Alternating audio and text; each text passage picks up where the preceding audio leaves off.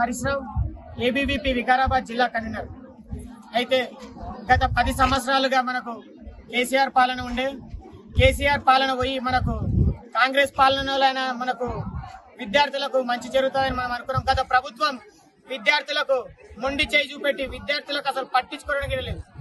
గత 4 సంవత్సరాలుగా 7,200 కోట్లు ఫీజు రియంబర్స్మెంట్ డబ్బులను రాష్ట్ర ప్రభుత్వం విడుదల చేయకుండా విద్యార్థుల రక్తాలు, తల్లిదండ్రుల రక్తాలను చీల్చుకొని మరి ఫీజులు వసూలు చేసుకుని మరి వాళ్ళు కట్టించుకుంటున్నారు.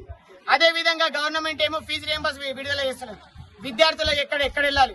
పేద విద్యార్థులు, గ్రామీణ ప్రాంతాల నుంచి వచ్చే విద్యార్థులు ఏం చేయాలి? రాష్ట్ర ప్రభుత్వానికి ఒక్కరే హెచ్చరిస్తున్నాం. ఏబీవీపీ వికారాబాద్ నుంచి 7,200 కోట్లు తొందరగా విడుదల చేయకుంటే సెక్రటరీ ముట్టడి చేస్తామని హెచ్చరిస్తున్నాం. అదే విధంగా సీఎం రేవంత్ రెడ్డి గడ్డ వికారాబాద్ లో గవర్నమెంట్ డిగ్రీ కళాశాల పక్కా భవనం ఏర్పాటు చేయలేకపోతున్నాడు. సీఎం స్పీకర్ గడ్డ అయినా సరే గవర్నమెంట్ డిగ్రీ కళాశాల లేకపోవడం చాలా హీనం.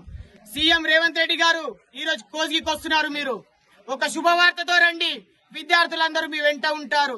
ఈరోజు శుభవార్త, కోజ్గిలో వికారాబాద్ లో పక్కా భవనం, డిగ్రీ భవనం ఏర్పాటు చేయాలి. ఎందుకంటే 4 రూములతోటి కనీస వసతి భవనాలు లేవు.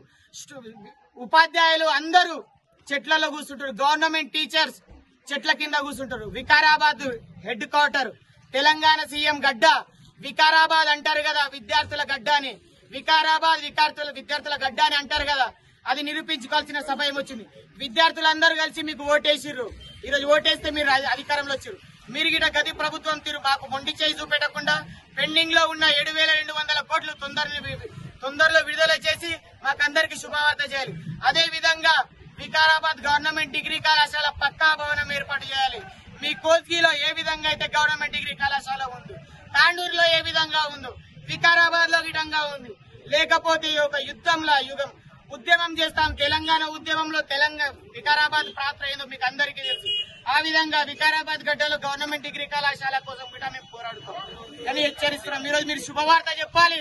ఈ స్టేట్మెంట్ అందరికీ పాస్ అవుతుంది. తప్పకుండా సీఎం రేవంత్ రెడ్డి గారు మీ శుభవార్త చెప్తే విద్యార్థులు మీ వెంట ఉంటారు. మీరు విద్యార్థులకు ఏదో న్యాయం చేస్తారని మీకు గెలిపించారు. ఈ రోజు శుభవార్త చెప్పి తప్పకుండా తీరాలి.